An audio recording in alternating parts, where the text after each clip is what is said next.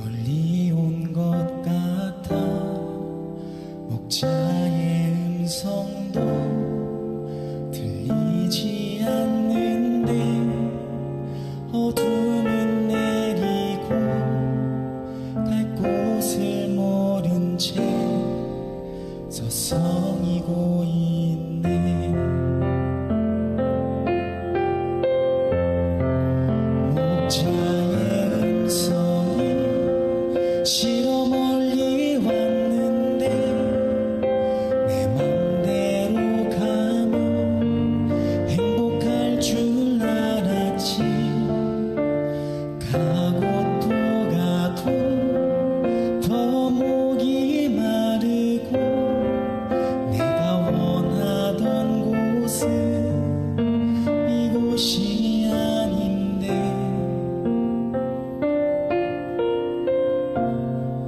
돌아갈 수 있을까?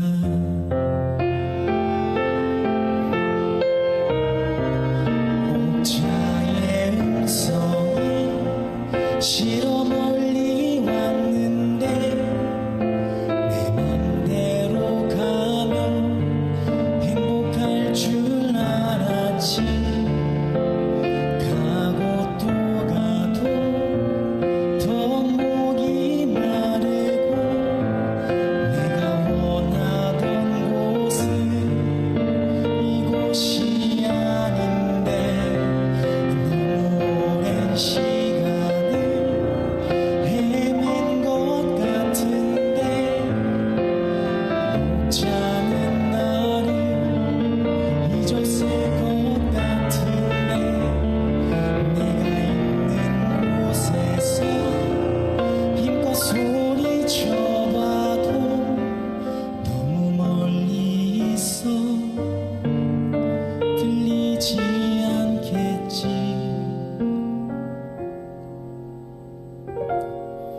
내가 주저앉은 곳 눈물만 나던 곳 눈을 들어보니 여전한 그 하늘 그리고 여전한 주님의 음성이 날 부르고 있네.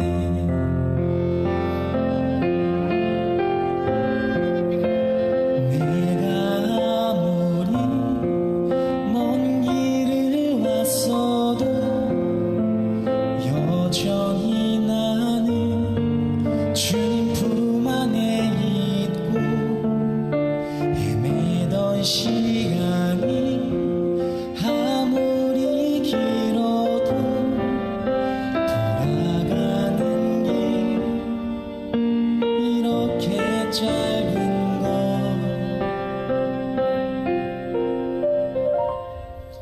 그 품 안에 살림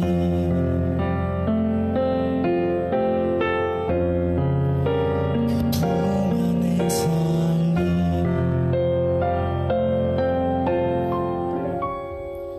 그 품 안에 살림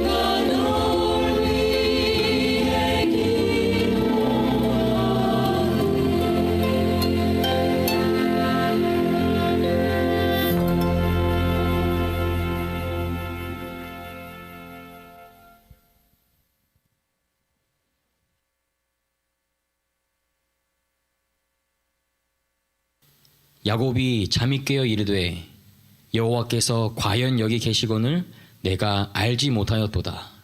이에 두려워하여 이르되 두렵도다 이곳이여 이것은 다름 아닌 하나님의 집이요 이는 하늘의 문이로다 하고 여러분을 예배로 초청합니다.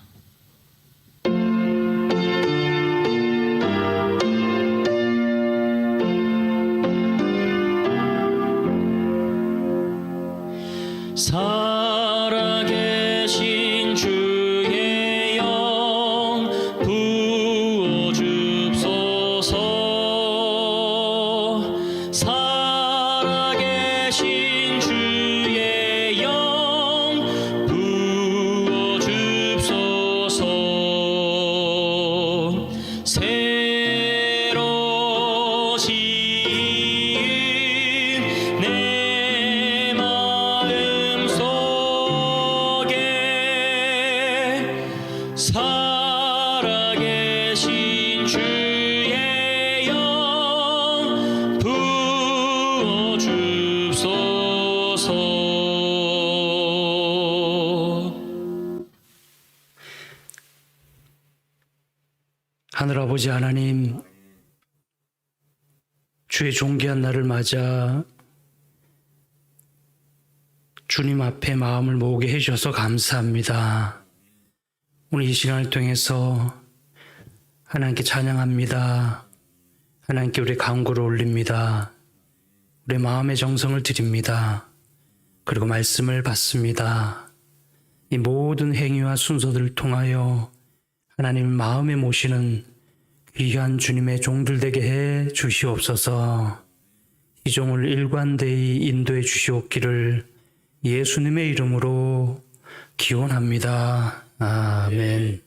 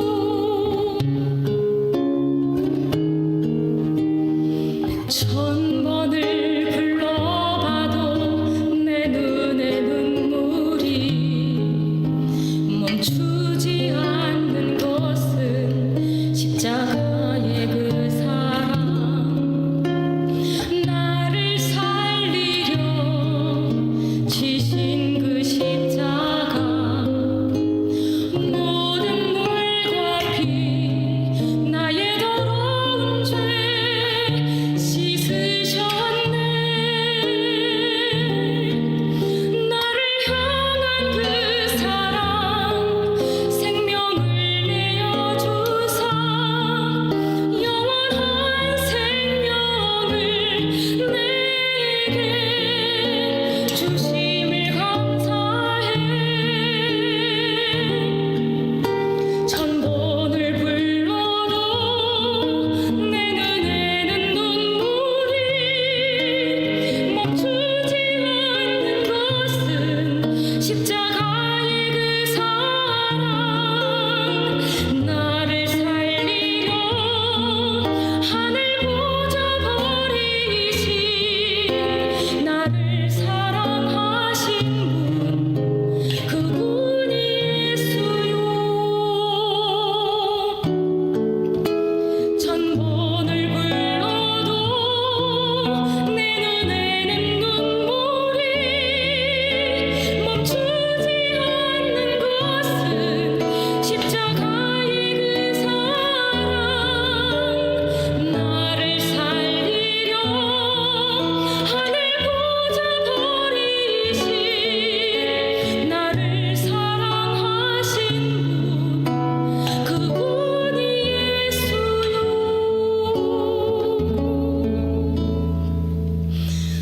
나를 사랑하신 분 그분이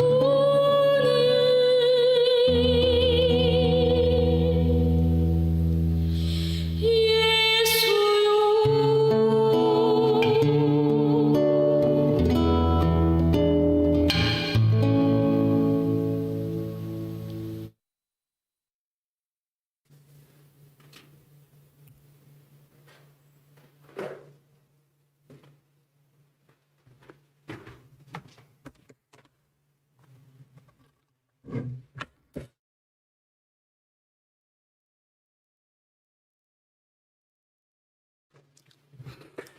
예수님 안에서 평안하십니까? 네, 속히 좋은 날이 어서 오기를 기도하며 기다립니다. 보통 치명적인 바이러스가 동물들에게 퍼지면 사람들은 이제 살처분을 하죠. 그 동물 개체를 죽임으로 그 속에 있는 바이러스도 같이 죽게 만들죠. 바이러스가 생각이 있다면 그렇게 심각하게 하면 지도 손해니까 좀 약하게 하겠죠. 그래서 그 개체도 살고 그 개체 속에 있는 자기도 살기 위하여 이제 치명률을 좀 떨어뜨릴 수 있다는 생각을 좀 해봅니다. 뭐 전문가가 아닌데 아무튼 그래서 코로나도 좀 약해지면서 같이 공존하는 그런 시기가 곧 오지 않을까 하는 생각을 갖게 됩니다. 뭐 여러 학자들은 내년이면 백신 맞고 뭐 감기처럼 여기며 그렇게 살 수 있다는데 그런 뉴스마저도 작은 희망이어서 좋습니다. 지금 제가 유튜브를 보니 한 10여 분이 시청을 하고 계신데 평상시 같으면 다 현장에 와서 같이 오프라인으로 반갑게 눈빛을 교환하며 그렇게 인사할 분들인데 또 이렇게 온라인이 오래되니까 좀 약간 지치거나 느슨해지거나 그럴 수 있다는 생각을 합니다. 또 장점은 언제든지 들어가서 또 다시 여러 번이고 들을 수 있다는 또 좋은 점도 있어서 좋기도 합니다. 이번 한 주 또 추석 연휴 명절 잘 쉬시고 주의 말씀으로 또 만나게 돼서 반갑습니다. 매번 특창 때마다 이렇게 엄선해서 아주 수준 있는 그런 특창을 듣게 돼서 참 행복한데요. 코로나가 준 작은 선물이지 싶습니다. 또 우리가 또 아쉬운 건 그린 날에 또 특창을 못 들은 지가 벌써 해를 여러 번 바뀌어서 참 안타깝기도 합니다. 좋은 날이 오기를 같이 기도하며 기다리겠습니다. 오늘 말씀의 제목은 1908년 9월 24일이라는 그런 제목으로 은혜를 나누고자 합니다. 오늘은 사진과 함께 같이 진도를 나가도록 하겠습니다. 여기는 어디일까요? 자세히 보면 고 유지안 박사, 메이벨루 여사의 비석이 보입니다. 여긴 또 어디일까요? 병원 안 같습니다. 유지안 박사님의 두 번째 부인 되시는 그레이스 여사의 시신의 일부가 안장되어 있는 우리 총무부 앞에 있는 그런 묘비 앞에 우리가 기도하고 있습니다. 양화진이라는 이곳과 우리 병원의 이런 묘비 이것들을 다 보면 이런 분들이 계신 곳의 흔적, 이것이 36 서울병원의 뿌리가 있는 곳이기도 합니다. 양화진 외국인 선교사 묘원의 장면입니다. 여기 장감리교회 포함해서 많은 외국인들이 여기 한국에서 자신의 몸을 다 묻으며 이렇게 희생 헌신한 그런 흔적들이 있는 곳이 선교사 묘원입니다. 병원에서는 매 추석 때마다 방문을 합니다. 제가 병원에 온 지 이태인가 유재한 박사님에 관하여 책풀을 썼습니다. 책을 자세히 읽고 그 덕인지 몰라도 그 다음부터 이제 이게 이어지기 시작했습니다. 제가 끼친 좋은 그전에는 없었던 것 같아요. 아무튼 유재한 박사님에 대하여 감사하는 그런 책풀을 한번 썼어요. 이분이 대단한 분이어서 그것도 김홍주 목사님이 쓴 책을 제가 아주 문득 우연히 접하게 돼서 감동을 받고 이렇게 저렇게 하나님의 은혜로 매주 추석마다 성묘를 합니다. 사실 이곳은 설교가 필요 없는 곳이죠. 누가 말을 하지 않아도 하나님의 말씀을 저절로 들을 수 있는 곳이 이 양화진 외국인 선교사 묘원입니다. 아주 쩌렁쩌렁한 하늘의 음성이 울리는, 소리 하나도 없이도 쩌렁쩌렁하게 하나님의 음성이 울리는, 그렇게 하늘의 음성이 말없이 파도치는 하나님의 설교 단상이 이곳이라고 저는 믿습니다. 하나님께서 우리를 위해서 보내주신 고인들의 희생과 사랑을 그 현장에 가서 걸으며 묵묵히 바라보며 그 생각할 때마다 흐트러진 우리들의 마음이 가다듬어지고요. 그리고 사명감이 북돋아지고요. 이거 첫해 윤혜 여사 그 묘비를 세울 때 장면이죠. 그리고 우리와 병원을 지금까지 붙들어 주고 계신 그런 하나님의 섬길, 섭리의 손길, 그 섭길을 크게 느끼면서 감사하는 마음이 충만해지도록 인도해 줍니다. 여러분들도 양화진에 한번 가보세요. 이런 마음을 저와 똑같이 느낄 수 있을 것입니다. 이곳에는 10여 개국의 395명, 400명 넘게 그렇게 외국인 선교사들이 잠들어 있습니다. 파란 눈의 선교사들. 정말 이곳에 다 묻혔어요. 다 나이 들어서 오지 않고요. 20대에서부터 30대까지 앞날이 창창했던 선교사들이 한국에 와서 사랑, 희생을 보이고 여기에 묻혔습니다. 이분들이 한국에 오기 전에 그 100여 년 전 조선은 이랬어요. 가난, 질병, 전쟁, 미신, 신분차별, 무지, 그리고 일제의 외세 침탈로 아주 얼룩진 정말 살기 힘든 어둠의 땅이 조선이었습니다. 고교생 윤동주도 잎새이는 바람에도 괴로워할 만큼 우리나라에는 한 움큼의 희망도 보이지 않는 그런 나라에 이분들이 온 겁니다. 그렇게 서양 귀신이라고 놀림받던 외국 선교사들에 의해서 이 어둠의 땅에 학교가 세워지고요. 그리고 교회가 세워지고 그리고 병원이 세워진 겁니다. 고아들이 교육을 받게 되고 천한 신분, 심지어 백정이 치료를 받고 맹인들이 점자책을 읽기 시작하고 여자의 신분들 이제 변화되기 시작합니다. 술과 노름에 빠진 사람들이 변화되기 시작하고 양반과 상놈이 함께 예배드리는 혁명 같은 일들이 우리 조선 땅에서 일어나게 되는 겁니다.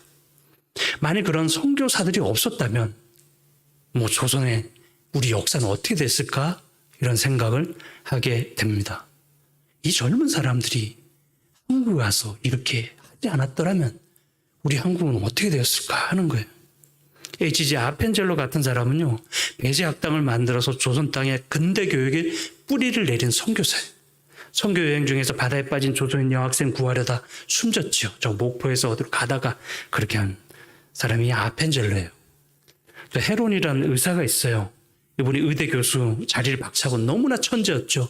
20대 때 미국에서 의대 교수 자리를 제안받았는데 조선 땅을 찾아와서 한국 최고의 명의가 됩니다. 광해원을 재중원으로 바꾼 다음에 일반 백성들도 왕 신분 높은 사람만 치료받는 게 아니라 일반 백성들도 치료받을 수 있도록 문을 확 열어내고 이 똑똑한 이분이 성서 번역을 또 함께 시작합니다. 이분이 와서 얼마 못 살아서 34세, 34세의 나이에 질병에 걸려서 양화진에 묻힌데 이 양화진에서 가장 먼저 묻힌 외국인 선교사가 이 헤론 선교사입니다. 이 똑똑한 의사 선생님이 그렇게 여기 묻힙니다. 언더우드는 너무 잘 알죠. 그 가족들이 다 여기 묻혀 있는데 한국에 온 최초의 개신교 선교사예요. 목사예요. 인도 선교를 준비하려고 감리교 의료 선교사인 알펜젤러랑 같이 한국에 온 장로교 선교사인데 이 사람이 아주 언어 이런 능력도 많아서 성경 번역을 주도하고 찬양가도 집필해요. 이분의 손을 거치지 않는 찬양가가 없을 정도로 강의원에서 교수로 봉사도 하고 자기의 집을 예수학당으로 만들어서 벌어진 고아들을 돌보면서 연희정문학교 한 연세대를 세우는 그 일을 하게 되는 분이 언더우드입니다. 양화진에 가면 또 베델, 이분은 이제 목사가 아니에요. 언론인이에요. 언론인으로 일본에서 한국으로 온 분인데 대한매일신보를 발간했어요. 독립운동해요. 독립운동가를 도와주고. 그래서 일본 사람들이 제일 싫어하는 영국 사람 중에 하나가 이 베델이에요. 아주 한국인을 사랑한. 한국에 와보니까 너무 딱한 거예요. 일제는 너무 만행이 많고 너무 불쌍하고 선한 한국 사람을 위해서 봉사한 이 베델 언론인 이 사람입니다. 이렇게 나는 죽더라도 대한매일신보는 영생케 하여 아주 독립의식을 고취하고 우리로 머리를 반짝반짝하게 만든 분이 이 베델 이 언론인이었습니다. 이분이 거기 묻혀 있고요. 캠벨 여사도 거기 묻혀 있어요. 죽어도 한국에서 죽겠다고 말한 대로 한국에서 잠든 대화여교를 설립한 교육 선교사죠. 여성교육과 간호계에게 헌신한 분이에요. 대단하죠. 젊은 나이에 자기 나라에 있었으면 잘 먹고 잘 살 분들이죠. 헐버트, 한국인보다 더 한국인 사랑한 선교사예요. 23세의 나이로 교육 선교사라고 부름받아서 교육 선교 활동에 전념하죠. 헤이그 특사, 고종의 비밀 특사 역할도 이분이 합니다. 일제와 싸우다가 추방되죠. 1949년 광복절 행사 참석해달라고 이승만 대통령이 초청했는데 한국에 도착했는데 그때 당시에 배를 타고 너무 한 달 가까이 오니까 그 여독을 못 이겨서 8월 5일 저희 병원에서 숨졌어요. 그렇죠. 저 밑에 이 병원이 세우기 전에 저 밑에 우리 원장님실이 있는데 거기서 86살에 한국 와서 잠드신 대단한 한국인보다 더 한국을 사랑한 선교사 헐버트 선교사 묘지가 거기 있습니다. 에비슨 선교소가 있습니다. 의료선교, 이분도 의사예요. 조선의 재중원을 운영하고 또 의사 간호자 배출을 하기 위해서 재중원 의학교를 개설해요. 지금 세브란스 병원, 연세대 의대의 기초를 세운 분이죠. 언더우드 후임으로 연희전문학교 교장으로 봉사하고 그 아들 며느리도 의료선교사로 한국에 봉사해서 다 같이 양화진에 묻히게 됩니다. 대림교회 우리 러셀 박사님보다 15년 먼저 한국에 일찍 와서 봉사한 분들이에요. 이런 분들의 소식이 미국에 다 전해지고 그것이 재림교회도 들려오고 그래서 그때 당시 전 세계로 의사들이 그동안 교육받은 교육자들이 그리고 선교 훈련을 받은 목사들이 세계 선교 활동을 나간 겁니다. 소디 가이치 선교사라고 있어요. 이분 일본인이에요. 참 특이한 케이스인데요. 한국 고아의 아버지라고 불리는 분이에요. 1914년 가마쿠라 보육원을 창설해요. 현재 영락 보린원의 그 뿌리가 되는데 수천 명의 한국인 고아를 보살피고 전쟁 고아, 이거 잘못 썼는데 1000여 명을 해외로 입양시킵니다. 대만인가 거기서 죽을 지경이 됐는데 조선 사람이 이분을 살려줬대요. 그 은혜 갚으려고 일본에서 YMCA 강사로 와가지고 일본어 강사로 와서 한국인 우리 누굽니까? 여기 소정 그대로 이상재 선생님을 통해서 세례를 받고 그 다음에 선교사 일을 하는 겁니다. 이 해방 이후에도 일본이 한 전쟁 범죄를 참여하는 연설을 정부에 다니면서 하는 양심 있는 일본인으로 그렇게 한국인들에게 추앙받던 그런 분으로 부인과 같이 한국에 잠듭니다. 이 양화진에 이분의 묘비가 있습니다. 일본 사람 중에 이런 사람들도 선교사로서 우리를 위해서 일하는 분들이 있어요. 네이노즈 선교사인데요. 우리말 성경을 준 선교사예요. 번역을 정말 잘한 분이죠. 언더우드 소개로 조선 땅에 와서 번역 역할에 지대한 공헌을 합니다. 뛰어난 어학실력. 이분이 히브리어도 박사고 헬라어도 너무 잘해요. 어학이라는 어학이 아주 달통한 분이 한국에 와서 우리가 지금 보는 성경 번역에 아주 큰 역할을 하신 분이 이분입니다. 양아지네는 한국에서 태어나 열흘 만에 죽은 이 아이의 묘지가 여기 있고 맏아들도 둘째 아들도 여기 묻혀 있어요. 본인은 미국에 이제 묻혀 있고 가족들이 여기 묻혀 있으며 대단한 정말 은혜로운 분들이죠. 홀이에요. 닥터 홀. 이대가 다 의사 가족이죠. 감리교 의료선교사로 평양에서 밤낮 가리지 않고 봉사를 하던 중에 과로와 질병으로 34살 나이에 잠듭니다. 맨 위에 오른편에 있는 왼편에 있는 그 사진이 이분 부부인데요. 한국에 와서 서양식 결혼을 한 첫 번째 선교사예요.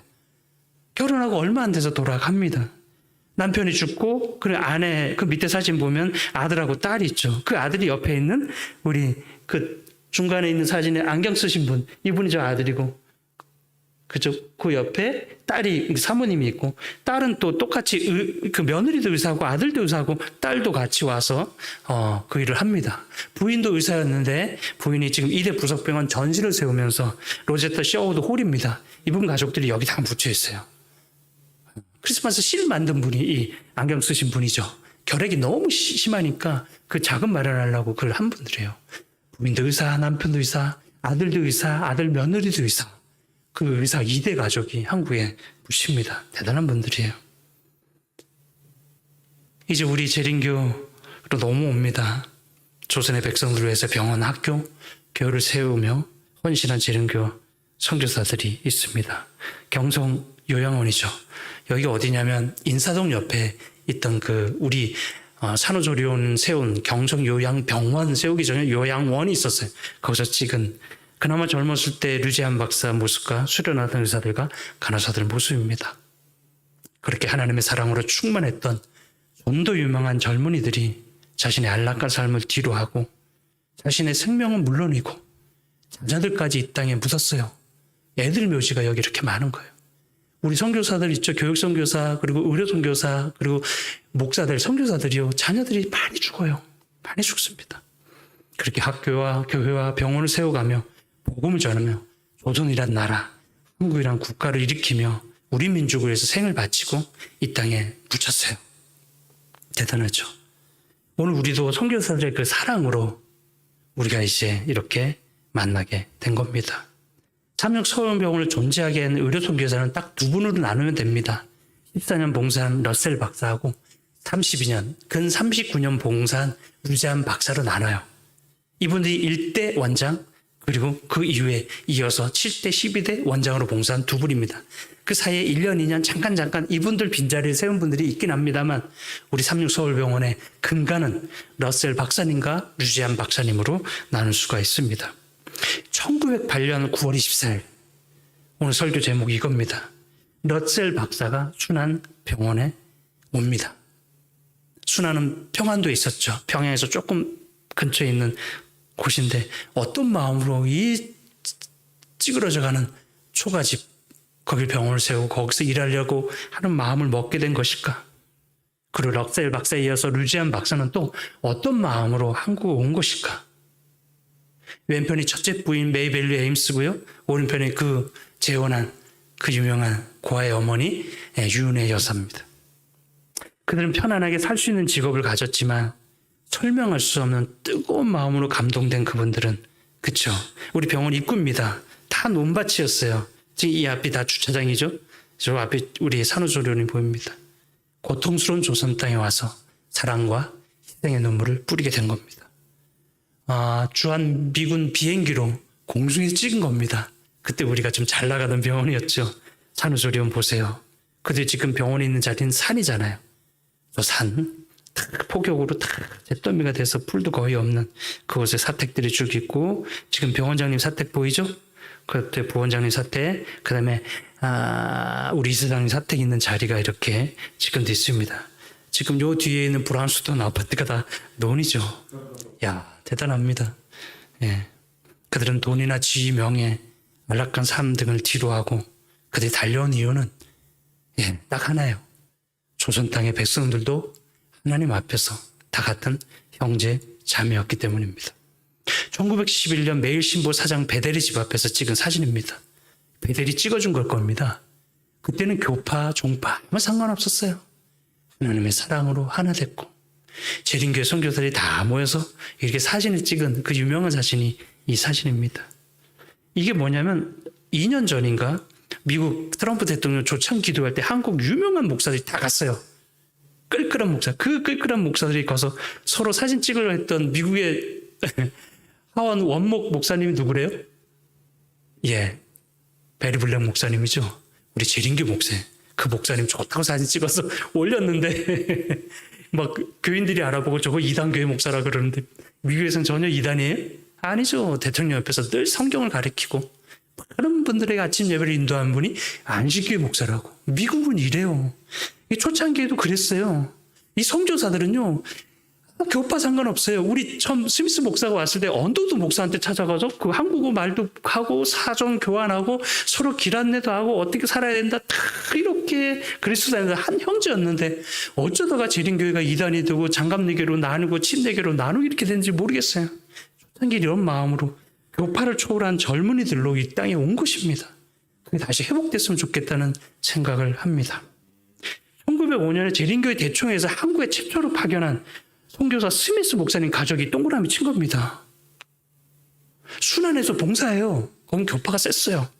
근데 간호사 부인이었는데 에디였는데 그 에디가 그 질병으로 시달리는 사람들을 다 불황민들을 집에 초대해서 치료하는데 간호사로서의 한계가 있어요. 의약품도 있어야 되고 전문 의사가 필요하고 그래서 재림교 의료 선교가 여기 이분부터 시작되는데 이분이 봉사하다가 2년 만에 이런 각오로 왔거든요. 다시는 고국에 안 갈 거다. 한국에서 뼈를 묻겠다. 그러면서 9개월 된 딸을 데리고 조선 땅에 왔어요. 그는 한국인이 있는 곳이라면 온 강산을 누볐고 하루에 30-40km 이동은 보통이었고 사나흘 320km의 거리를 이 목사님 그리고 간호사 이 사모님 부부가 그렇게 댕긴 겁니다. 호랑이, 표범, 늑대를 피해서 밤에도 자지 않고 이동하고 온종일 폭풍우를 피해서 헤쳐서 갔고 피곤하면 길가에 누워서 자기도 했다고 그렇게 말합니다. 당시 불황민들의 집에는 이틀 묵었을 때 벼룩, 빈대 그 이들이 득실거려서 그게 물려가지고 온 가족이 난리도 안 했죠.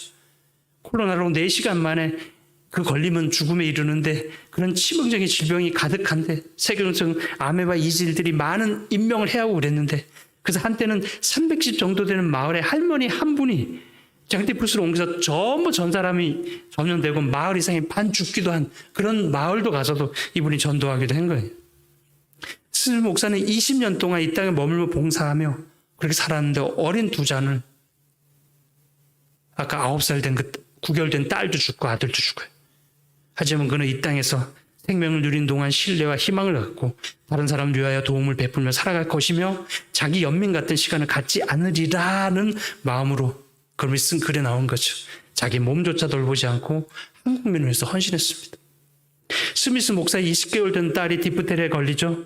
엄마의 지극한 간호에도 불구하고 순환에서 죽고 몇 년 후에는 원산에서 아들도 잃게 돼요. 부부는 한국의 열악한 의료 환경을 경험하며 재림교 대총회에다가 뭘 요청해요? 의사 선생님 좀 보내달라고 요청서를 보냅니다. 대총회 제발 의료 선교사가 필요하다. 그 스미스 목사의 부부 요청으로 1908년 내한한 의사가 누구라고요? 36 서울병원 초대 원장인 러셀 의사입니다. 그가 의대 졸업한 후에 곧장 내한해서 초가집 20달러 구입해서 순환 진료소를 만들어서 봉사하기 시작하고 그래서 4년 봉사하는데 2만 명의 환자들을 치료하기 시작합니다. 그가 1908년 조선교회 대총회가 대총회 의료선교사를 요청했고 그래서 대총회는 선교 담당, 교육 담당, 재무선교를 먼저 보냅니다.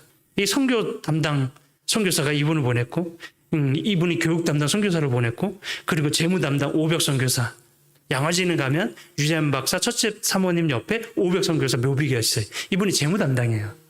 대총회에서 보낸 분이죠. 나중에 합회장도 해요. 딸은 필리핀에 가서 간호사로서 봉사하고 한국에서도 봉사한 그 딸을 가졌죠. 스미스 목사 가족 요청으로 대총회 의료 선교사로 온 파송된 러셀 박사는 조지 워싱턴대 의대를 졸업하고 인턴을 간 마친 의사로서 이제 아주 미래가 보장된 미국 삶이 준비되어 있었어요. 하지만 가장 알려지지 않았던 나라인 조선을 택해서 의료 선교사로 조선 땅을 밟고 옵니다. 이분이 의대에 오기 전에 베트클릭 대학 간호학과 졸업해요. 그런 다음에 고학으로 조지 워싱턴 대학교 의대를 졸업합니다. 그리고 베트클릭 터버너클 교회에 3,500명의 안교생이 있었는데 거기 안교장이었어요. 얼마나 열기가 펄펄 넘치는 그런 아주 정말 뛰어난 젊은이였다고 얘기합니다. 뭐 거의 뭐 그 열정이 우리 박지혁 전도사 수준 정도 되는 것 같습니다. 그래서 이 러셀은 인도하고 그 조선 중에서 둘 중에 하나 선택할 기로에 섰는데 인도는 많이 갔고 사람들이 많이 알려졌대요. 근데 조선은 난생 처음 듣는데 더 미지의 세계에 더 알려지지 않은 조선 땅을 그가 선택해서 오게 됩니다. 1968년에 결혼한 다음에 열흘 만에 조선을 향해서 떠납니다. 순안에 도착한 노설 의사는 스미스 목사 사택으로 사전 후 환자들 치료하고 인근 마을로 왕진을 다니기 시작해요. 한 달 평균 500명의 환자를 치료하고 춘안 사역자 양성소 그 학교 방 한 칸을 다 치워가지고 거길 병실로 마련해. 그 초가집 주변에 병실이 크면 얼마나 크겠어요. 병실이 좁아서 환자들이 문 밖에 딱 기다리죠. 뭐 대기 서는 사람들이 많고 아주 바쁘게 그렇게 진료를 합니다. 위생 안경과 의료 수준이 열악해서 환자들에게 18피트 촌충 1피트가 30cm면 얼마나 긴 촌충이에요. 회충이 막 나오면 바글바글해. 지렁이 굵기만한 10인치짜리 회충 70마리가 나오는 환자들이 바글거렸어요. 저희 어렸을 때도 저도 그렇고 저희 누나도 그렇고 변을 보면 막 회충이 바글바글 하던 기억이 납니다. 그 전 세대니까 얼마나 기생충이 심했겠어요. 그 러셀 의사가 와서 제일 먼저 기생충 처리부터 한 다음에 진료하기 시작할 정도로 그때 당시 전염병이 많았고 종기 환자들이 많았고 이질, 썬페스트, 콜레라가 자주 발생했고 러셀 의사도 콜레라에 전염돼서 아주 고생을 했죠. 그리고 선교사 어린 아이들도 선교사들의 자녀들도 전염병에 희생되기도 했죠. 많이 죽었어요. 순안병원 근처의 한 마을은 발진티푸스로 아까 말했던 300명 주민이 아주 절반이 사망하게 됐어요. 선교사의 어린 아이들도 이때 사망하기도 했습니다. 러셀 의사는 약품이 고갈되고 가져온 거 다 쓰니까 병실을 줬고 해가지고 어디 돈 나올 때는 없고 또 줄 때도 없고요. 그렇죠? 조선총회에서 주는 거는 열악하니까 고국의 아버지한테 편지 써가지고 후원금을 부탁해서 약품을 구매하고 약품을 일본에서 사야 돼요. 일본에 사가지고 와가지고 $20에 아버지가 준 돈으로 한옥을 사가지고 1909년에 이듬해 순안 진료소의 병실로 개조해서 씁니다. $20의 집을 사가지고 4년간 2만 명의 환자를 치료하고 의사 1명, 자기요, 간호사 1명, 기타 직원 2명, 모두 4명의 직원이 일하기 시작합니다. 그는 거리의 원군을 따지지 않고 이 땅을 누비며 봉사했는데 매년 4,000명의 환자를 치료했고 그가 봉사하는 기간 동안 24만 명의 환자를 돌봤어요. 그가 말합니다. 내가 조선을 떠나기 전 3년 동안 장티푸스 환자는 한 명도 보지 못했고 호열자, 콜레라 환자도 머리를 숙였고 그러나 선페스트만은 잡지 못했다고 그런 고백을 그가 합니다. 러셀 의사가 봉사하던 초기 순안병원 직원들이에요. 의사 1명, 간호사 1명, 기타 직원 2명, 전부 4명이라 그랬죠. 그 기타 직원은 안청호 선생의 장인은 이석환 씨예요. 저 뚱뚱하신 분. 그리고 그의 사이인 김창세 그 옆에 있었죠. 그는 최초로 한국 최초의 보건학 박사가 돼서 모교인 세브란스 의대 교수도 역임해요. 이승만 박사에게 총애를 받던 아주 대단한 김창세 의사. 역사 뒤집으면 좀 나옵니다. 그 안타깝게 요조를 하지만 대단한 분이었어요. 외국인들이 외국 황실에서 가장 먼저 조선을 찾을 때 김창세 씨를 쌓을 만큼 유명한 재림교원이었어요. 그분이 러셀 의사랑 같이 한 것입니다. 러셀 의사 덕에 그렇게 보건학 박사가 된 거예요. 이 러셀 의사가 봉사하던 때 3.1운동 직후에 부상당한 독립운동가를 치료해줬다고 일본 순사들이 끌려갔습니다. 3개월 동안 심하게 취재를 받았는데 당시 경석에서 파견된 일본의 고등 검사가 이 사람 우리 러셀 의사를 풀어주는데요. 미국의 하딩 박사하고 친구였어요. 친구라고 물어보니 친구 맞다고 해서 하딩 박사 사인이 준 그 글을 보여주면서 풀려난 그런 일화도 우리 교회 역사에 남아 있습니다. 순안 진료소를 설립한 다음에 1914년 대총회로부터 이제 자금을 제대로 지원받아서 서양식 2층 건물을 건축하고요. 시설을 개선해서 이제 병원다운 그런 면목을 이제 내세우게 됩니다. 14년 동안 순안병원장으로 봉사하면서 음영학교 교상선생님으로 그리고 대회장까지 겸임하고 24개의 교회를 개척하고요. 이분이 842명에게 침례를 베풀어요. 의사선생님이면서 그리고 선교사로서 그 일을 다 하는 것입니다. 러셀 의사가 왕진을 다니고 진료소에서 진료할 때는 사람들이 줄을 길게 섰는데 그 모습을 보던 음원학교 학생들 중에 훗날 의사 간호사라고 헌신하려고 나온 사람들이 많다는 겁니다. 나도 저런 의사가 돼야지. 나도 저런 간호사가 되지. 네, 그런 분 중에 하나가 우리 전임 최명석 원장님이죠. 늘 류지한 박사님 보고 저렇게 가운 입고 나도 봉사하리라 꿈꾼 사람들 중에서 한 분이 최명석 의사 선생님이죠. 그러나 러셀 의사도 재림교회 다른 많은 선교들처럼 비할 데 없는 슬픔의 계곡을 지나갑니다. 한국에서 봉사하는 동안 러셀은 아들을 순환 비행장 부근의 산원덕에 묻고요. 그리고 13년 만에 부인과 또 아들이 병을 얻어가지고 한국에서 못 고쳐고 미국으로 건너갑니다. 묵불 귀국하게 돼요. 미국에 돌아가서서 아들이 죽죠. 그리고 부인도 사망하게 되죠. 참 안타깝죠. 헌신을 다해서 이 무지한 미개한 질병이 아주 득실득실하는 한국에서 봉사하다가 이런 희생을 당하게 됩니다. 그는 낯선 도선 땅에 가족들을 묻으며 인생의 모든 것을 다 쏟아부었어요. 이분이 러셀 의사고 우리 병의 초대 일대 병원장입니다.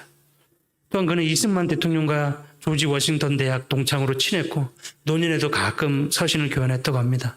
나중 그 다음으로는 류지한 박사님이 이승만 대통령 주치된 것도 러셀 의사가 이렇게 중간에 다리를 놔서 그렇게 됐다는 그런 이야기도 있습니다.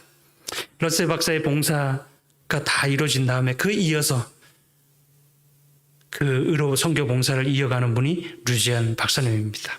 류지한 박사는 메이벨 에임스와 애칭 미키죠. 미키 양과 결혼하고 로바린다 의대를 졸업하고 그 학비가 너무 비싸니까 그거 빚을 갚느라고 5년 동안 개업해서 봉사하다가 어린 자녀인 베티와 조지와 함께 가족이 아프리카 선교사로 가려고 딱 작정했어요. 그런데 대충해서 난생 처음 듣는 조선이란 데 갈래 여기 갈래 하는 겁니다. 그 나라에 지금 러셀 의사가 아파서 왔는데 20개 병상에 의사를 기다리고 있다는 소식을 듣고 1929년에 조선의 순환병원에 도착하면서 39년에 조선 사람으로서 삶을 시작하게 됩니다. 딸과 아들을 데리고 한국어 배우고 문화 풍습에 익히고 문화 풍습 있고 의사 면허, 일본 면허를 또 봐야 돼요. 그것도 보고 열악한 환경 속에서 뭐 쌀이야 그렇다지만 야채 같은 건 본인이 다 심어먹고 전기가 들어오자마자가 막 그 일제시대니까요.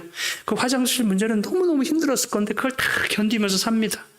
위생의 미비로 그래서 우리 병원도 위생병원이잖아요. 예전에 이질 장티푸스로 고통당하는 전염병 환자들을 끝도 없이 도왔고 진료비가 거의 가난한 사람들이니까 계란 한 개 가져오지 무 하나 가져오지 그거 어떡해요. 그 사람들 다 무료로 치료했어요. 자신의 몸을 돌보지 않고 치료하던 중 순환해서요. 신장 이상으로 너무 힘들어가지고 잠깐 미국으로 가요. 갔다가 수술하고 몸무게 20kg를 거의 해골처럼 된 분이어서 거의 죽기 일보 직전에 간 분을 미국에 보내서 수술받고 와서 곧바로 또 우리나라로 복귀해서 봉사를 이어갑니다. 그렇게 봉사를 아주 이어가다가 원동지에서 경성에 서울에 또 사람이 많이 모이니까 경성에 병원 건립을 결의하고 류지한 박사 가족을 그 순환에서 서울 쪽으로 내려오도록 부릅니다. 그 순환에서 봉사할 때도 그렇고 서울에서 봉사할 때도 그렇고 간호사들 그 같이 곁에 있는 간호사들 기록에 보면 냄새가 그렇게 나는 운막집 같은 데도 왕진을 가고요. 그렇게 냄새 나는데도 류지한 박사는 싫은 내색 하나 들이지 않았대. 거의 이승만 대통령 치료하듯이 황제를 치료하듯이 깍깍하게 했답니다. 따라갔던 간호사들이 이분의 인품에 아주 감동을 받을 만큼 그렇게 헌신적으로 일을 했어요. 그렇게 순환해서 일하다가 그 마음 그대로 그 행실 그대로 경성 서울로 오게 됩니다. 그래서 파고동공원 옆에 인사동에 세를 얻어서 소규모 병원인 경성 요양원을 개설해서 일하기 시작합니다. 거기서 사람이 너무 많이 밀려오니까 입원실이 부족하지 시술실도 작죠. 그래서 1936년 휴경동 지금 우리가 있는 휴경동에 49매 경성요양병원을 건축해요. 엄청나게 큰 병원이죠. 당시 지금의 현 산후조리원입니다. 그때 쓰인 자금은요. 대충해와 지원군과 로마린다 후원군과 조선교회 수학운동가 13번째 안식학교 자금들 있죠.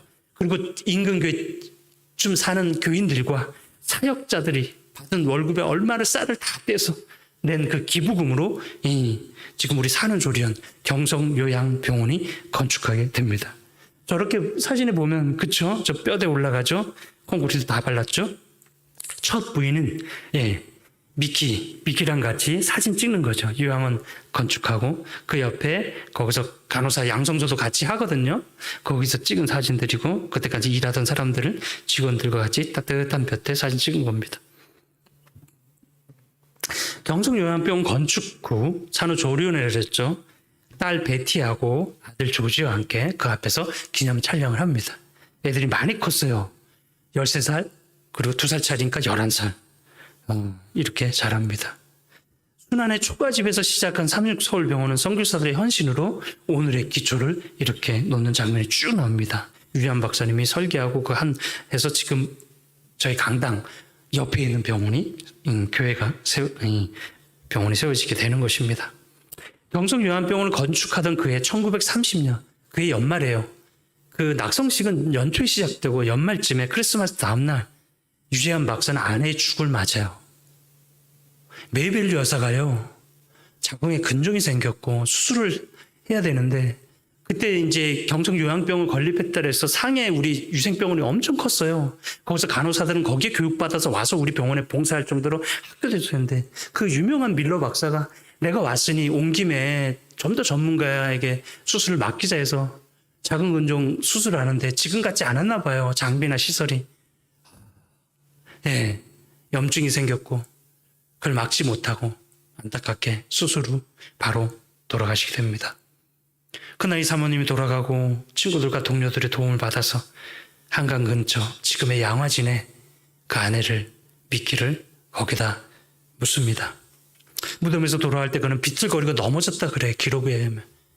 그러나 그는 큰 슬픔을 밀쳐내고 이분이 장례를 났는데도 환자는 계속 오니까, 위중한 환자들이 계속 오네. 그 장례를 맞은 그날 밤에도 큰 수술을 할 정도로 그렇게 헌신적으로 일했어요. 많은 선교사들이 그와 같은 비극을 당하면 다 고국으로 돌아가는데 유재한 박사는 아내가 죽은 다음에 한국에 더 애착을 가졌다는 거예요. 참 신기하지 않아요? 나도 여기서 묻히겠다는 그런 각오로 이분이 일하십니다. 유재한 박사 메이벨 여사는 결혼한 다음에 16년간 여기 와서 한국을 섬깁니다. 이 큰딸 애가 베티인데 수고나 나중에 이게 아빠가 혼자 있으니까 이 베티하고 이 아들하고 조지하고 같이 상해로 보내요. 유학을 보내요. 근데 얘가 거기서 간호학과를 졸업하고 나중에 미첼이란 또 다른 선교사랑 결혼해서 한국에 수간호사로 와요. 그 남편이 삼육대로 또 건축해요. 아빠랑 같은 마음으로 얘가 해요. 이 아들은 그 미국을 와서 지금 아마 돌아간 걸로 아는데 그 두 아들이 이렇게 장성하게 됩니다. 16년간 섬기는데 이 두 아들은 엄마 아빠가 한국에 헌신하니까 애들을 못 돌봐요. 나중에 이 큰딸 학자금이 없어서 아빠가 여기 한국에 나온 돈을 갖고 자기가 키우는 의사들 간호사 돈 주느라고 돈이 없어서 전전긍긍한 기록도 그렇게 남아 있습니다. 참 안타깝죠. 원장님이 돈이 없어서 자식 생활비도 못 대주는 그렇게 헌신적으로 일한 분들 가족이에요. 기억해 줘야 됩니다. 이렇게 첫째 부인이 왼편 사진에 있는데 그 루라고 저 비석에 고분이 입은 묘지가 거기 진짜 실제로 안장되어 있습니다. 그 둘째 부인과 결혼한 다음에 첫째 부인이 너무 헌신한 거 불쌍하고 안타까워서 그분을 기념하여 교회당을 세워주죠. 그 교회당이 뭐예요? 지금 삼육 중앙교회에서 쓰는 어린이집입니다. 우린 기억해야 돼요. 어린이집으로 끝날 그런 건물이 아니에요. 정말 선교사들의 헌신과 사랑, 그들의 모든 희생을 추억할 수 있는 공간이 그건데 어린이집이 되었어요. 뭐 그렇게 써도 좋은 일이긴 하지만 얼른 제대로 모습을 바꿔서 박물관이나 정말 우리의 유적으로 삼아야 되지 않나 하는 생각을 갖게 됩니다. 여기 들어갈 때마다 그분을 생각하고 그분의 사랑, 희생, 그분들의 가족을 떠올리는 좋은 공간이 이 공간이었어요. 예전에 여기서 청년활동도 하고 그렇게 했는데 지금 그렇게 개조해서 다른 공간으로 씁니다. 이 옆을 지날 때마다 한번 거기 명판이 아직도 있어요. 가서 여러분 읽으십시오. 그분의 사랑을 추억하고 그분들의 얼을 기렸으면 좋겠다 하는 생각을 갖게 됩니다. 일제가 패망하기 전에 이제 추방을 당하고 잠깐 외국에 나갔던 유재한 박사는 패망과 함께 한국에 잠시 귀국합니다. 대충에 제대로 좀 여러 가지 문제가 있어 나갔는데요. 다시 선교사를 보내달라고 요청을 합니다. 내가 일을 할 수 있게 해달라고 간곡히 기도하며 요청을 하는 모습이죠. 그리고 유재한 박사는 당장 한국에 돌아갈 계획을 세우고 그 의료 물품 준비하고 한국에 필요한 약들 다 하니까 바리바리 다 싸는 걸 배에 싣고 가고 그렇게 혼자 준비하는데 또 하나의 운명의 카드가 그를 기다리고 있었죠. 1946년 봄 어느 안식일 아침 일찍이 LA에 있는 화이트 메모리얼 교회에서 유재한 박사의 운명의 만남이 시작이 됩니다.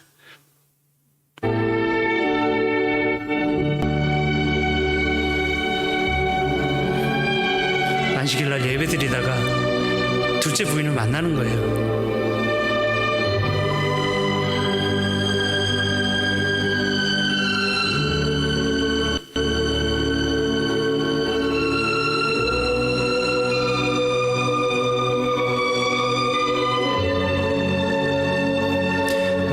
살짜리 호레비 꽃다운 그레이스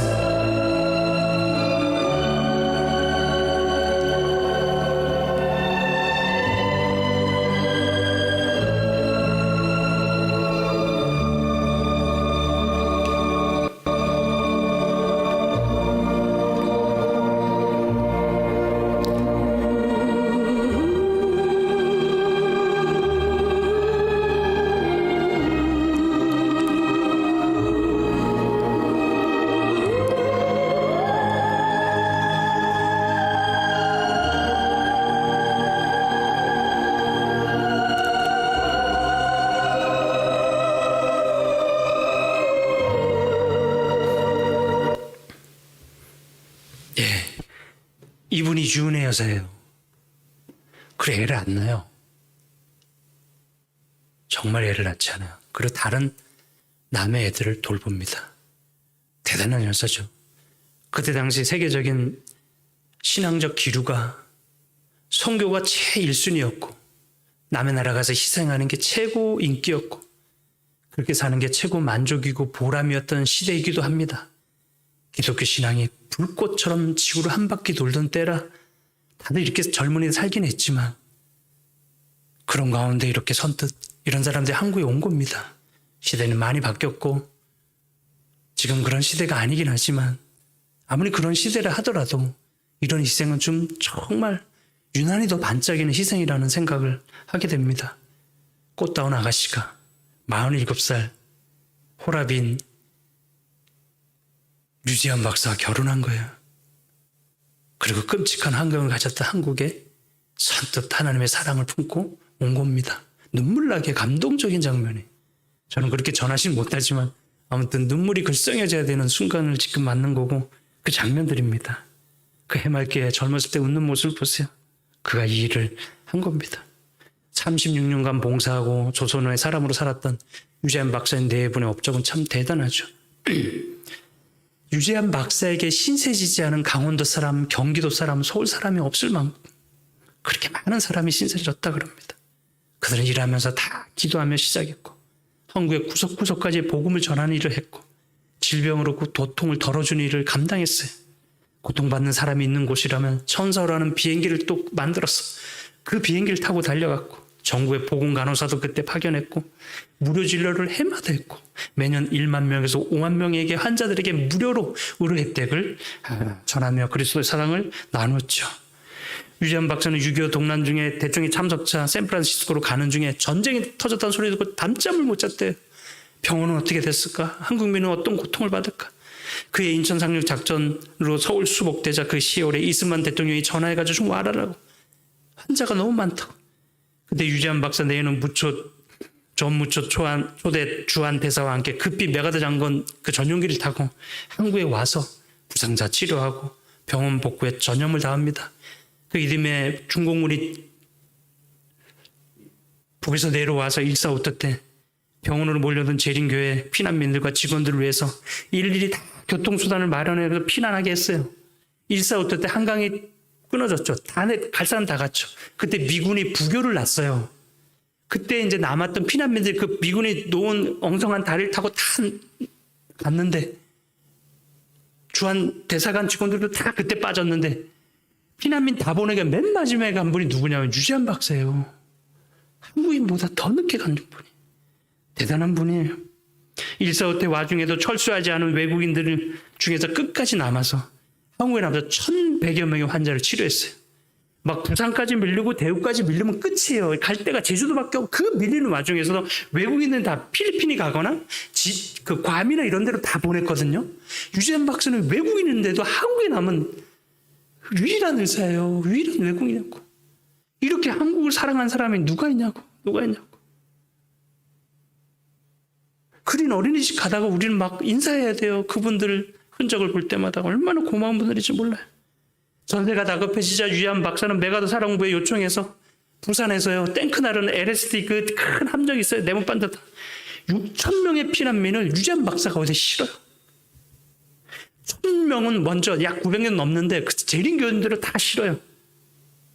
그럼 나중에 나머지는 6,000명 또 5,000명 다른 사람 세우는데 그 중에서는 개신교회 우리 재림교 말고 개신교회 목사 1,000명을 세웁니다. 왜 목사를 먼저 세우냐면 목사들이 살아야 백성들의 복음을 전하기 때문에 그렇게 한 거예요. 그때 개신교회 목사들이 그 LSD 안에서 울면서 기도했대. 너무 감사하다고. 배 타고 제주도 도착해서도 밥을 먹을 수 있던 것도 다 유재한 박사가 미국을 통해서 주선해줘. 밥하고 김치를 먹으면서 그렇게 행복했대요. 우리가 어떻게 이런 대접을 받냐고 하나님께 감사하다고. 그래서 335 기도하고 하나님께 감사하고 이 은혜를 잊지 않겠다고 그때 살아남은 많은 개신교 목사 후배들이 지금 개신교회에 있어요. 정말 그분들의 후손들은 감사해야 돼요. 감사해야 돼요. 그래 이분들이 인도하느라고 어떤 기록을 보면 유재한 박사 목이 쉬어서 말이 안 나올 정도로 교인들 다 1,000여 명 챙기고 나머지 수천 명 외부인들 챙기더라고.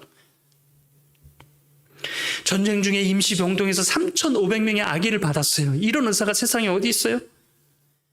부산 분원을 개소하고 부산 병원을 설립했죠. 뉴스에서 애가 다리 밑에서 애기 엄마가 그냥 혼자 애 낳는 게 뉴스 나와가지고 이성훈 박사가 윤혜 여사한테 전화했어. 저거 어떻게 좀 안 되겠냐 해서 생긴 게 부산병원이에요. 부산병원.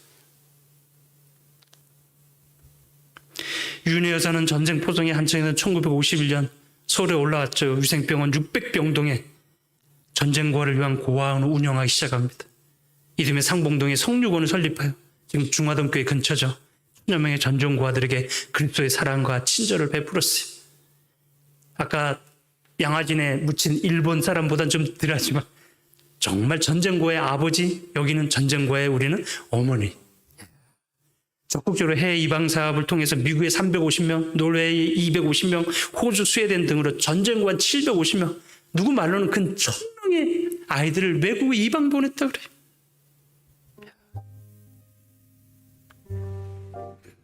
우리 직원이 만든 유튜브 동영상인데 좀 같이 보겠습니다. 그레스르 여사입니다. 옛날 우리 병원 모습이에요. 80년, 90년대까지 이런 게 있었죠.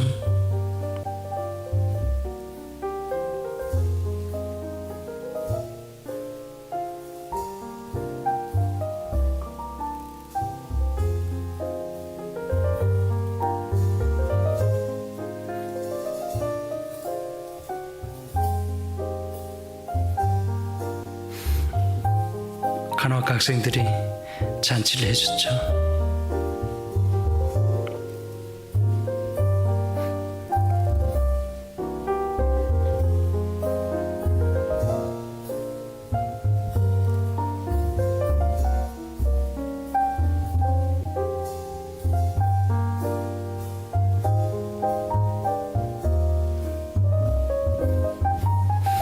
아직 그 성류 출신 중에 아직 일하는 분이 차동철 선생이라고 우리 병원에 있습니다. 그분이 인터뷰했는데 안녕하세요. 저는 성육원 출신의 차동철입니다. 성육원은 저의 고향이고 삼력서울병원은 저의 집입니다. 저의 부모님은 누군지는 잘 몰라 확실한 것은 저의 어머님은 윤혜 여사모였습니다. 윤혜 여사가 엄마랍니다. 부모는 없지만 살아갈 수 없었고 그분의 도움으로 하나님을 알게 되었고 그분의 헌신으로 지금 이곳 성녀서정회에서 37년 동안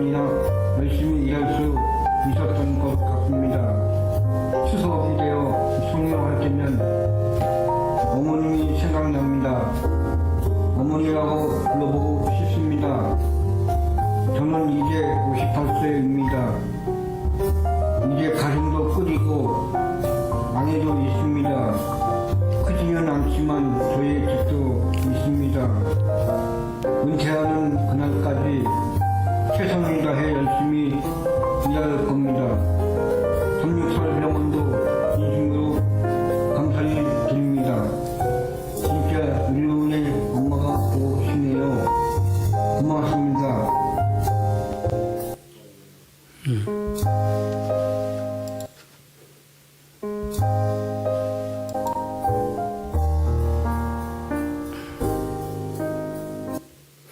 예, 그 외국에서 온 다른 분이 헌금도 드리는 그 사진이 뒤에 있는데 넘어갔습니다. 아무튼 그렇게 외국으로 이방돼서 지금 새로운 삶을 잘 사는 분들이 너무 많고 윤희 여사를 그분들이 지금도 기억하고 있습니다. 1965년에 유지한 박사 편지에 이런 글이 있어요. 지금 우리 가족은 235명이래. 이 아이들 중에 21명은 삼육대학 기숙사에 지내고 그중에 8명이 가정학과 졸업할 예정이고 34명이 고등학교에 재학 중이고 대부분 아이들이 대학 가기를 원하고 23명의 아이들이 고아원에 중학교에 다니고 48명이 초등학교에 다니고 4명의 소녀들이 간호사 코스를 밟고 있다고 그 외국에다 편지를 쓴 거죠. 병원 승원에서 근무하던 유은혜 여사는 1955년에 병원 부설 간호학교 교장으로 봉사를 합니다. 그때 40여 명으로 시작된 간호학교는 현재 삼육보건대학으로 발전을 한 거죠. 보건대학도 그죠? 유재한 박사 네 분의 그런 은혜와 사랑으로 만들어진 것이죠. 국내 최초 인턴제를 도입한 병원이 저희고요. 여유로운 공간, 그 병실마다 화장실이 있는 건 그때 당시 생각도 못해. 아직도 없는 병원도 있는데 그런 미래적인 그런 병원 시설을 건축하면서 대통령 주치의 역할을 잘한 분이 유재한 박사님입니다. 그 정진실 간호사가 쓴 글에는 유재한 박사님 번듯한 옷 한 벌이 없었대요. 누가 보기에도 너무 남루했고 한 번은 제가 바지 한 벌과 넥타이를 사드린 일이 있는데 그분 너무너무 기뻐하면서 그 넥타이만을 메웠습니다. 지금도 그 넥타이를 하시던 모습이 눈에 서다라는 글도 봤어요. 그리고 가끔 뭔가 손에 이제 종이를 쓰면서 계산하는데 아이고 돈이 없어요 그랬던 거예요. 당시 우린 다 한국이 가난했고 유재한 박사님 원장이고 의사인데 왜 돈이 없나 그렇게 생각했는데 나중에 아니지만 원장님에게 돈이 생기면 다 털어서 어려운 학생들 공부시켰다는 거예요. 그분이 도움이 없었다면 의사가 되지 못해도 사람들이 수득하는 거예요. 그분 덕에 지금 미국 가서 의사 생활하고 자녀들 놓고 아주 편안하게 사시는 분들이 많이 계세요. 다 유재한 박사님의 은혜입니다.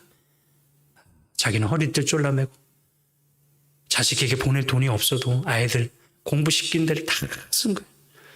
계란 하나 가져오면 비용을 안 받고 참 대단한 의사 선생님이셨죠. 1929년 5월 7일 28세의 나이로 내한하여 67년 7월 1일 은퇴하기까지 39년. 야, 이렇게 봉사하다 보니까 나의 미래를 위해서 노후를 위해서 챙겨놓은 게 아무것도 없이 가장 좋고 아름다운 젊은 날을 그의 모든 것을 사랑하는 가족과 함께 한국에 다 쏟아부었죠. 어느 누가 이토록 한 나라에 헤아릴 수 없는 유익을 끼치며 아까 숫자 얘기했죠. 1000명, 6000명, 1100명, 3500명 수많은 사람들 생명 구할 수 있을까? 저희 병원에서는 유재한 박사 기념관 앞에 묘비를 열애전에 세웠습니다. 그래서 그분을 지나가면서 생각하고 기억할 수 있게 해놨습니다. 유재한 박사는 대통령을 치료할 때나 촌부를 치료할 때나 다 똑같이 최선을 다했다고 말합니다. 나는 한국에 구경 삼아 온 사람이 아닙니다. 뼈를 묻을 각오를 하고 왔다고. 나는 어느 누구도 소홀히 치료하지 않았대요. 대통령이든 시골에 아는네를 치료할 때 똑같이 최선을 다했대요. 왕진할 때 아까도 말씀드렸죠. 무릎을 꿇고 큰 냄새나고 구데기 바글바글한 것도 다 싫은 표정 안 하고 그렇게 극진히 환자를 대한 분이 이분이었다는 거예요. 1980년은 로마린다에서는 의과대학에서는 그의 모범 동문으로 선정하고 같은 해 그 사모님도 그의 여인으로 선발을 합니다. 미국의 로마린다 의대에서도 그렇게 이 사람들을 추앙하죠. 이 두 분의 신실한 그리스도인들을 추앙하고 있습니다. 이런 표창도 받고 명예 신입증도 받고 국무총리 감사장도 받습니다. 얼굴을 자문히 보세요. 뭘 바라고 여기 왔을까요? 그 고생을 하고 아내 묻고 자식 제대로 키우지 못하고, 그쵸? 중간에 오해도 받고 추방도 되고 또 학자까지 한국 와서 그렇게 하고, 그래서 여자는 캘리포니아에서 잠드는데 시신을 화장해서 한국에 보내잖아요. 그 시신의 일부가 우리 총무부 앞에 있고 그 일부는 또 보건대가 가지고 있습니다. 오늘 저희가 병원 교회에서 만나고 이 자리에 있게 된 거는 하나님께서 우리 민족을 사랑하사 충실한 당신의 선교사를 보내준 덕분입니다. 선교사들의 마음에 우리 민족을 위해서 생을 다 바치는 마음을 넣어주신 하나님께 감사하게 됩니다. 그래서 우리는 아무리 세월이 흘러도 이들을 잊을 수가 없어요. 신앙 없이, 기도 없이 건물이 잘 올라가고 세상이 잘 돌아가고 돈만 있으면 아무 걱정 없이 산다고 하는 그런 세상에 산다고 해도 우리는 필수 옵션처럼 하나님을 의지하면서 삽니다. 순례자처럼, 순례자의 심정으로 그 시절과 그 장소와 그 사랑을 더듬으면서 과거에 우리를 인도해 신 하나님의 손길을 잊지 않으려고 우리는 노력합니다. 또 말씀드립니다. 양아진에 가십시오, 여러분. 사실 그곳은 설교가 필요 없는 곳입니다. 누가 아무 말을 하지 않아도 하나님의 말씀을 들을 수 있는 곳이에요. 쩌렁쩌렁한 하나님의 음성이 말없이 파도치는 하나님의 설교단장이 양화진입니다.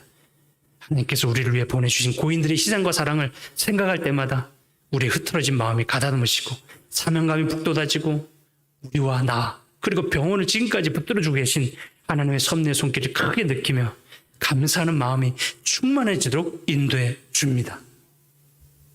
이 시간 여러분들은 어떤 마음이 듭니까? 1시간 가까이 사진과 글을 봤습니다. 선교사들의 마음에 사랑과 희생의 마음을 주신 하나님께서 오늘 우리 마음에도 좋은 선물을 주시기를 이 시간 기도합니다. 말씀을 마치겠습니다.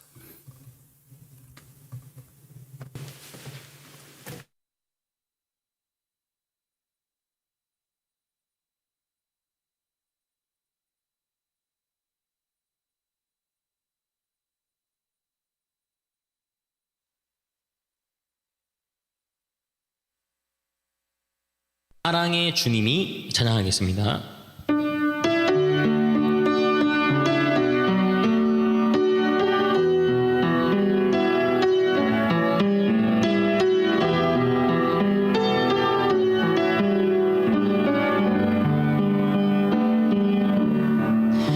사랑의 주님이 날 사랑하시네. 내 모습 이대로 받으셨네. 사랑의 주님이 날 사랑하듯이 나도 너를 사랑하며 섬기리. 사랑의 주님이 날 사랑하시네. 내 모습 이대로 받으셨네. 사랑의 주님이 날 사랑하듯이 나도 너를 사랑하며 섬기리.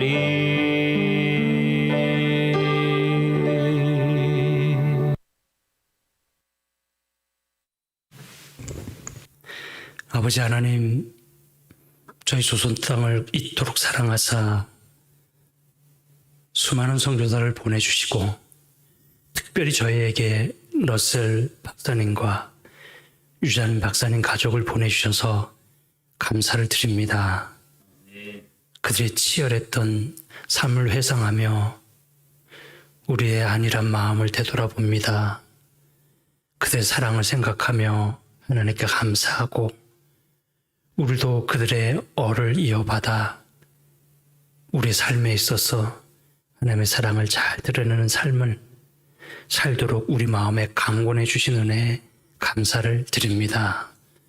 세월이 많이 흘러도 하나님 보내주신 그 신실했던 종들을 저희가 잊지 않게 도와주시고 우리도 우리의 삶을 통해서 우리의 후배들도 우리를 그렇게 추억할 수 있는 삶을 살 수 있도록 아버지요, 저희들에게도 선교사들에게 주셨던 그런 사랑의 심령을 허락해 주시옵소서. 아버지 하나님, 오늘도 병원을 지켜주셔서 감사하고 감염으로부터 하나님의 돌보심의 은혜를 펼쳐주신 것 감사를 드립니다.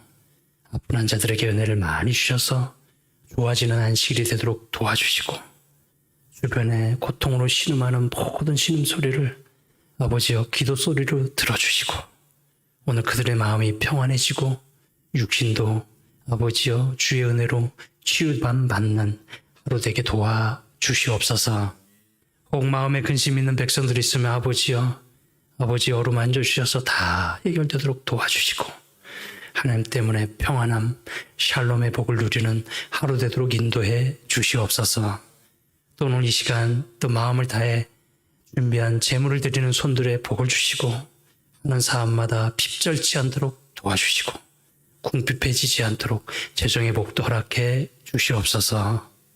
우리가 어디 가나 어디에 있으나 늘 선교사들의 사랑을 기억하고 우리도 작은 선교사로서의 삶을 잘 살아가는 그런 삶의 자세를 잊지 않도록 오늘도 우리 마음에 성령으로 역사해 주시는 고마우신 우리 주님 예수님의 이름으로 간절히 감사기도 드립니다.